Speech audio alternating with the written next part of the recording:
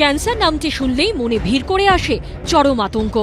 ভয়ঙ্কর এই রোগের সঙ্গে যুঝতে গিয়ে ধনে প্রাণে ভেসে গেছে কতজনের সংসার। কিন্তু সেই মারণ রোগকে এবার আটকে দেওয়া যাবে বলে দাবি করেছে রাশিয়া। প্রেসিডেন্ট ভ্লাদিমির পুতিন সগর্বে ঘোষণা করেছেন ক্যান্সারের ভ্যাকসিন আবিষ্কার করে ফেলেছেন রুশ চিকিৎসা গবেষকরা। নতুন বছরের গোড়াতেই রাশিয়ায় ক্যান্সার রোগীদের বিনামূল্যে দেওয়া হবে এই ভ্যাকসিন।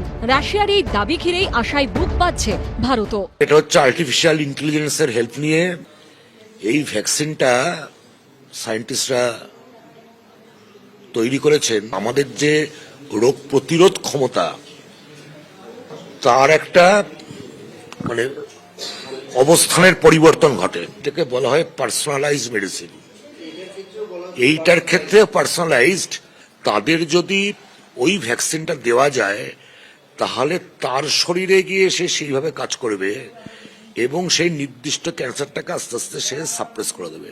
রাশিয়ার স্বাস্থ্য মন্ত্রকের অধীনস্থ রেডিওলজি মেডিকেল রিসার্চ সেন্টারের জেনারেল ডিরেক্টর আন্দ্রে কাপ্রিনের দাবি, এমআরএনএ বা মেসেঞ্জার আরএনএ প্রযুক্তির সাহায্যে তৈরি করা হয়েছে ক্যান্সারের এই প্রতিষেধক। পাশাপাশি সম্পূর্ণ ভেষজ উপাদান দিয়ে ক্যান্সারের এই ভ্যাকসিনটি তৈরি হওয়ায় এর কোনো পার্শ্ব প্রতিক্রিয়া নেই বলে দাবি করেছে পুতিনের দেশ।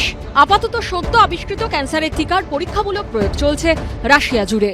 ক্যান্সার কোষ যে তৈরি হচ্ছে, ক্যান্সার এমন একটা রোগ যেখানে বৃদ্ধি যার মূল মন্ত্র, সে বৃদ্ধি পেতে গেলে এমআরএনএ বেশি হবে। সেখানে সেই এমআরএনএটাকে এক্সট্রাক্ট করছে, সেই এমআরএনএটাকে সেল কালচারের মাধ্যমে সেই কালচার করে এমআরএনএটাকে আবার সেই ক্যান্সার আক্রান্ত রোগীর মধ্যে ইনজেক্ট করা হচ্ছে। তখন তার বিরুদ্ধে যেটা দেহের প্রতিরোধ ক্ষমতা, সেই প্রতিরোধ ক্ষমতাটা একটা আগ্রাসী রূপ ধারণ করছে এবং সেই তৈরি করা এমআরএনএ কেও মারছে, ল্যাবরেটরিতে তৈরি করা এমআরএনএ কেও মারছে, আবার টিউমার ক্যান্সার রোগাক্রান্ত এমআরএনএ কেও মারছে। কিভাবে কাজ করবে ক্যান্সারের প্রতিষেধক? রাশিয়ার চিকিৎসা গবেষকদের দাবি, পরীক্ষামূলক প্রয়োগে দেখা গেছে ভ্যাকসিনটি শরীরে থাকা ক্যান্সারের কোষ চিরে নিতে সক্ষম। ফলে থেরাপিউটিক ক্যান্সার ভ্যাকসিনটি শরীরে থাকা টিউমার কোষের প্রোটিন বা অ্যান্টিজেনকে টার্গেট করে। তারপর প্রতিষেধকটি শরীরে অ্যান্টিবডি তৈরি করে রুখে দেয় কোষের অস্বাভাবিক হারে বৃদ্ধি।